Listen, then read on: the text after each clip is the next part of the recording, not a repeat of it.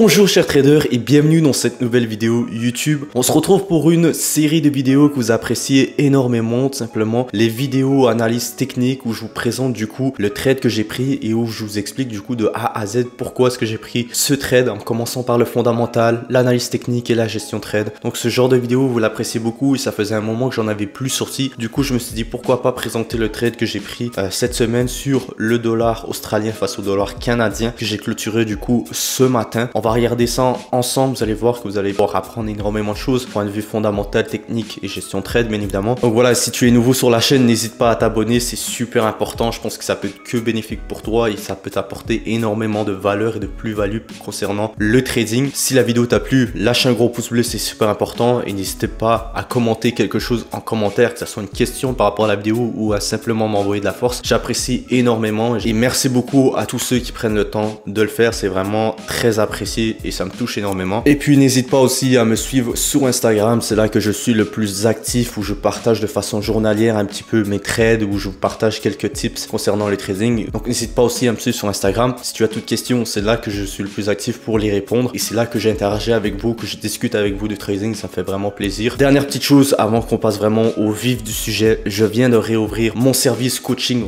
one-on-one. Donc si jamais ça t'intéresse de passer un nouveau challenge de propre firme, que c'est une première fois, que c'est pas trop, que tu hésites, que tu as des questions, etc. ou que tu veux tout simplement être bien préparé de façon psychologique, etc. N'hésite pas à aller voir tout simplement ça. Le lien sera en description. Tu as un coaching d'environ 1 heure à 1h15 environ et un suivi par la suite où en gros je te dévoile donc tous mes meilleurs tips qui m'ont permis d'être financier à plus de 6 chiffres aujourd'hui, que ça soit d'un point de vue psychologique, gestion trade, donc les aspects pour moi qui sont le plus durs à gérer lorsqu'on passe ces examens là de propre firme. Donc encore une fois, si ça t'intéresse, n'hésite pas à aller regarder ça en description. Tu auras tout simplement le lien avec toutes les informations supplémentaires et du coup tu peux aussi me contacter sur Instagram si tu as toute question par rapport à ce service. Ça me fera plaisir vraiment de te répondre et de t'aider. Je te dis maintenant à tout de suite pour le vif du sujet, c'est parti. Donc voilà, on se retrouve devant mon écran pour tout simplement commencer par la partie fondamentale. Et là tu vas me dire pourquoi est-ce que tu es sur le graphique TradingView et pourquoi est-ce que tu es sur les pétroles alors qu'on parle de fondamental. Alors il faut savoir que le dollar australien face au dollar canadien, je cherchais tout simplement à shorter le dollar australien puisque je voyais le dollar canadien qui était du coup très fort.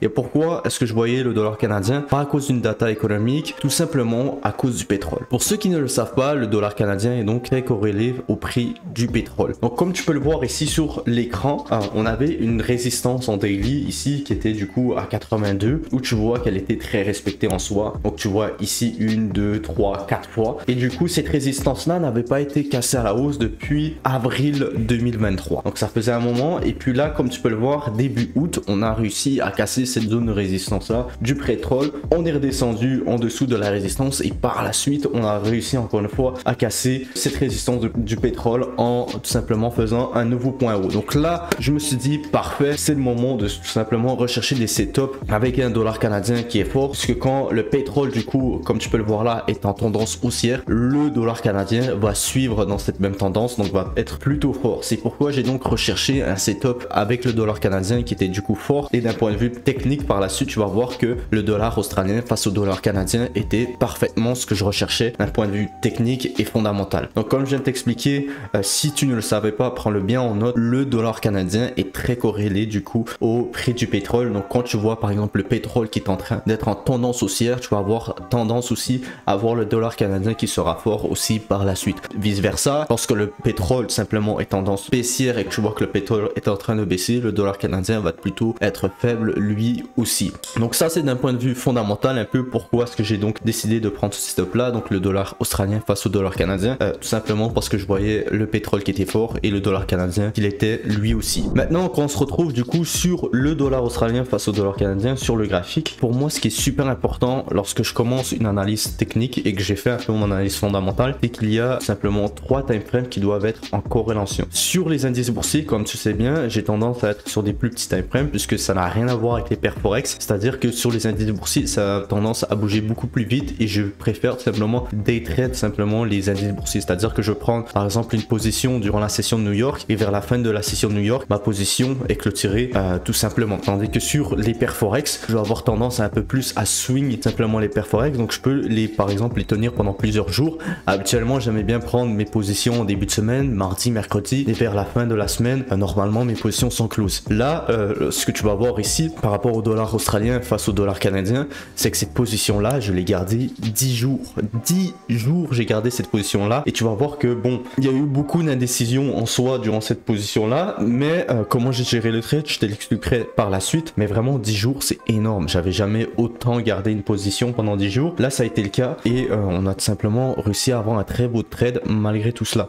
Mais c'est juste pour vous dire à quel point, du coup, les paires Forex sont beaucoup plus lentes. Et c'est ma stratégie, du coup, va donc un peu changer concernant celle des indices boursiers. Comme tu as pu le voir sur mes autres vidéos, analyse un petit peu de mes trades concernant les indices boursiers, je fais beaucoup de in and out, je le day trade. Donc je vais focus plutôt sur les plus petits time frames, daily, 4 heures, 1 heure. Sur les paires Forex, je vais plutôt focus aussi sur le weekly, le daily et le 4 heures. Donc ces trois time frames là, le weekly, daily, 4 heures, doivent être en corrélation, c'est-à-dire doivent être dans la même tendance. Donc si la tendance en weekly est baissière, le daily doit être baissier et le 4 heures doit être baissier aussi. Donc ça c'est la première étape, identifier la tendance du marché. Et comme tu le sais et comme je l'explique toujours, il faut toujours que tu recherches des positions qui sont dans la même tendance du marché. Là sur les paires Forex, ce sont les trois time frames que j'utilise, tout simplement parce que comme je t'ai dit, je peux garder mes positions pendant plusieurs jours, j'ai aucun problème à ça tout simplement. Donc j'utilise le weekly, daily et 4 heures qui doivent être dans la même tendance. C'est quelque chose de très important si tu veux augmenter ton win rate et prendre de meilleures positions de meilleure qualité. Essaie toujours de prendre des positions qui sont dans la même tendance du marché. Donc regardons ici du coup le dollar, le graphique tout simplement. Donc comme tu peux le voir, on va débuter par le weekly et comme tu peux le constater, le weekly est très clairement à la baisse. Donc on est en train de créer tout simplement des lower low et des lower high comme tu peux le voir ici. Boom, boom, boom, boom, boom. Et là on était tout simplement en train de créer du coup le dernier lower high. Pour moi c'est important de savoir d'abord que le weekly est à la baisse et le daily pareil. Comme tu peux le voir ici, on est en train de créer donc des hauts de plus en plus bas et des bas de plus en plus bas. Pourquoi on appelle ça lower high, lower low? C'est justement ça. Donc comme tu peux le voir ici, lower low, lower high. Je dirais pas que c'est un low high. Donc comme tu peux le voir ici, lower low, lower high, lower low, lower high. Donc tu vois que la tendance est très claire. En daily aussi, on est plutôt en tendance du coup baissière. Maintenant lorsqu'on tourne, on descend en 4 heures, c'est pareil. Tu peux le constater aussi. Donc plus tu descends en time frame, plus ça devient compliqué aussi à simplement analyser puisque tu as de plus en plus de chandeliers. Tandis que quand tu es sur des plus gros time frames, c'est un peu plus simple aussi à simplement identifier la structure du marché et à analyser le graphique. Et comme tu peux le voir aussi, la tendance pour moi était très clairement à la baisse. Comme tu peux le voir ici, lower low, lower high, lower low, lower high, puis boom, lower low. Donc la tendance est très claire, elle est tout simplement à la baisse. Et du coup, une fois que j'ai mes trois time frames qui sont en corrélation, c'est-à-dire dans la même tendance, je vais donc identifier des zones qui pourraient m'intéresser ou potentiellement je pourrais prendre des positions. Donc la deuxième étape, une fois que j'ai identifié ma tendance du marché et d'identifier du coup des zones intéressantes où potentiellement j'aimerais prendre une position. Sur les paires Forex, j'aime bien du coup mettre mes zones sur des zones daily ou H4. Donc là, la position que j'ai prise tout simplement, c'était sur une zone ici daily et aussi en H4, tu vas le voir beaucoup mieux. Comme tu peux le voir ici, c'était tout simplement une zone de résistance. Ici, pareil. Ici, ça a été tout simplement utilisé aussi comme zone de support. Donc une fois qu'on a cassé cette zone ici de support, on peut voir par la suite que cette zone a été du coup utilisée comme zone de résistance. Donc je vais t'expliquer maintenant d'un point de vue technique, une fois que j'ai identifié du coup ma zone, comment est-ce que je m'y procède. Donc tu peux voir aussi que j'avais placé une trend line ici qui était placée en daily. De ici mi-juillet, on a une touche ici, une deuxième touche et on a même eu une troisième touche qui a été confirmée ensuite durant le trade et c'est pourquoi je vais t'expliquer par la suite comment j'ai géré le trade. Mais on a une trend line aussi qui peut être considérée comme une confirmation. Donc on descend en 4 heures et je t'explique un peu pourquoi est-ce que je suis rentré en position. Donc la première confirmation, pas la première mais la troisième confirmation si on peut dire, c'est qu'on voit qu'il y a une rejection en soi sur la trendline daily et qu'on a ici ce qu'on appelle du coup un double top. Donc vous voyez environ deux tops qui sont environ du même niveau avec la réjection du daily. On vient simplement avoir une grosse impulsion baissière. Est-ce que c'est à ce moment-là que je décide de rentrer en position? Pas forcément. Ce qui est intéressant ici, c'est qu'on voit simplement qu'on crée un nouveau point bas par rapport à ici, cette zone ici. Donc ça c'était le dernier, si je peux dire, low low. C'est ce dernier bas ici donc cassé à la baisse et tout simplement casse aussi le dernier point bas ici, ce qui fait en sorte que là je commençais à m'intéresser un peu plus sur des plus petits time frames pour rechercher des positions. C'est à ce moment là que je vais aussi sortir mon Fibonacci, dernier lower high. Comme tu peux le voir, je l'ai placé ici tout simplement jusqu'au point le plus bas qui était donc du coup ici. Ici tu vois que tu as eu une recorrection qui était plutôt assez lente en soi. Et qu'est-ce qu'est-ce qui arrive ici? Bon, le Fibonacci qui tout simplement se place très bien avec la zone que j'ai tracée entre le 0.5 et 0.618. Donc pour moi, le Fibonacci, c'est un outil qui peut être utile en soi.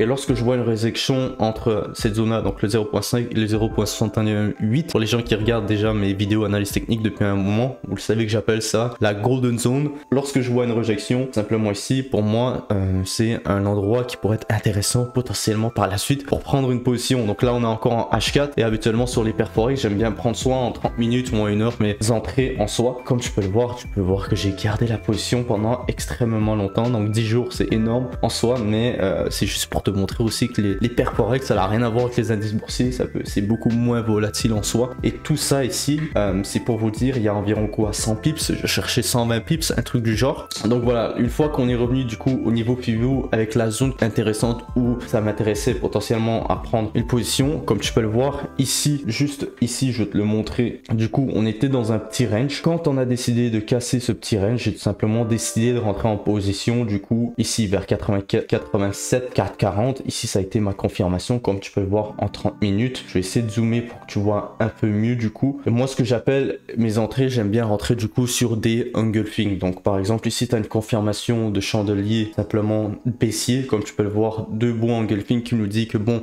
potentiellement, le prix peut continuer de descendre. Bien évidemment, il y a toute mon analyse technique par la suite, comme je t'ai expliqué, sur les plus gros time frames. Donc que ça soit la tendance qui est à la baisse, une zone peut être intéressante du coup à prendre en tant que résistance. Il y a aussi du coup la zone que j'ai tracée où j'aimerais potentiellement prendre une position qui a été respectée, qui n'a pas été cassée encore une fois à la hausse, qui là on voit une baisse de momentum comme tu peux le voir ici, à ce moment là avec une confirmation de chandelier baissière en 30 minutes, quoi de mieux que prendre tout simplement une position. Donc du coup voilà un peu pour montrer. Et du coup pour le target, j'avais tout simplement décidé de le placer à la prochaine zone daily qui était du coup ici 86 300. C'était mon target final et ça l'a pris 10 jours avant que ça la puisse atteindre ce target, mais l'important c'est que ça l'a tout simplement touché. Mon stop loss a été placé tout simplement au-dessus du 0.618 Fibonacci et au-dessus de la zone tout simplement que j'avais tracé ici en H4. Je me suis dit bon, si jamais le prix vient toucher ce prix là, c'est que mon trade ne serait plus valide en soi. Donc tu peux voir qu'il est très bien placé au-dessus de la zone, au-dessus aussi de la trendline en daily et au-dessus du Fibonacci 0.618. donc c'est très important de bien placer son stop loss et de pas avoir à chaque fois un stop loss. Ah, je me dis je vais placer 15 pips pour mon stop loss ou 20 pips ou 10 pips. Non, le stop loss doit être placé en fonction que si jamais le bien toucher tout simplement ce prix là, c'est que ton setup n'est plus valide, c'est que tu as eu tort et on passe à autre chose. Basta. Maintenant concernant le TP, j'ai tout simplement de décider comme je te l'ai expliqué, de le placer à la prochaine zone qui est tout simplement daily en soi. Donc comme tu peux le voir, ça fait un très beau ratio de 3.5. malheureusement ça m'a foutu un peu les boules, c'est que j'ai mal géré mon risque en soi, c'est à dire que normalement je risque 1% sur cette position là, mais là avec le calculateur de lot, je sais pas pourquoi, mais j'ai tout simplement mis moins de risque. J'ai mis un lot size de 3, ce qui m'a apporté $2000 de profit, alors que j'aurais dû largement sortir avec $3500 de profit. En soi, c'est pas trop grave. On sort quand même avec plus 2, même si j'aurais aimé sortir avec plus 3.5, mais ça fait partie du jeu tout simplement. On va attendre le prochain trade. Et puis voilà, concernant la gestion de trade, ce qui est super important, ce trade là, concernant les paires forex, j'ai tendance, comme je te le dis, à pouvoir garder une position pendant plusieurs jours. Donc quand j'ai une idée en tête, comme je viens de te l'expliquer, ma gestion de trade va être un peu différente en soi. C'est-à-dire que je vais pas descendre par exemple en 5 minutes ou en 15 minutes pour essayer de vraiment placer mon stop loss le mieux possible pour générer un maximum de profit. Là en soi, je l'écris d'avance simplement dans mon journal de trading. Comme tu peux le voir, c'est mon journal de trading où j'écris absolument tous les trades que je prends. Je fais un bilan, j'écris mes confirmations, j'écris la paire, où est-ce que j'ai pris la position, où j'ai placé mon stop loss, mon TP, mes confirmations, enfin bref, j'écris absolument tout dans mon journal de trading papier. Et là cette fois-ci, j'avais simplement décidé de gérer ma position tout simplement en étant un peu moins agressif, donc vraiment en tradant mon idée. Donc je voulais vraiment que soit ça vienne toucher mon break-even, soit mon stop loss ou soit mon TP. Et j'ai décidé de placer par exemple mon stop loss avec ma règle habituelle que une fois que tu es du coup à 1% de profit, je place simplement mon stop loss ABE. Ça ne change absolument jamais. C'est par la suite si je décide de bouger mon stop loss en profit. Là pas forcément, parce que comme tu peux le voir, le prix a vraiment beaucoup range en soi. On a vraiment failli toucher mon break-even, mais ça n'a pas été le cas. Et du coup pendant 10 jours, le prix a tout simplement bougé dans cette zone ici entre 86,8 et 87,3. J'avais aussi identifié une petite, comme tu peux le voir, une petite zone de support ici et de résistance. On avait réussi à le break. Une fois qu'on a réussi à break cette zone de support, je me suis dit bon, le prix va certainement toucher par la suite mon TP. Comme tu peux le voir, il a cassé, il est remonté pour retester encore une fois la trendline daily. Par la suite, il est venu enfin toucher mon TP. Donc j'ai pas bougé mon stop loss en soi en profit, je l'ai juste placé à break even lorsque je suis arrivé à un ratio de 1 pour 1 et par la suite vraiment le trade a très bien fonctionné malgré qu'il a duré 10 jours sans enfin toucher le TP. C'est ce qui est important en soi. Donc voilà, concernant la gestion trade, c'était assez court mais très efficace. Donc voilà un peu l'explication de mon trade. J'espère que vous aurez apprécié cette vidéo, que vous aurez appris pas mal de choses. Si c'est le cas, n'hésite pas encore une fois à lâcher un gros pouce bleu. Si tu as des questions, à venir me les poser en commentaire, ça me fera plaisir de t'aider et de te répondre. Sinon tu peux m'écrire encore une fois en privé sur Insta. Et sur ce, je te dis à très bientôt pour une prochaine vidéo. C'était Henri, ciao.